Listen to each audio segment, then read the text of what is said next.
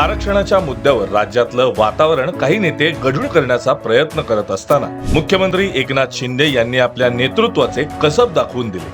अवघड परिस्थितीत सर्वसमावेशक मार्ग काढलाच. कोणत्याही समाजाच्या हक्कांना धक्का न लावता मुख्यमंत्र्यांनी मराठा समाजाला कायद्याच्या कसोटीवर टिकणारे 10% आरक्षण दिले. मुख्यमंत्री शिंदे यांनी मराठा कुटुंबात जरी जन्म घेतला असला तरी ते महाराष्ट्रातल्या 17 पगड जातींचे नेते आहेत.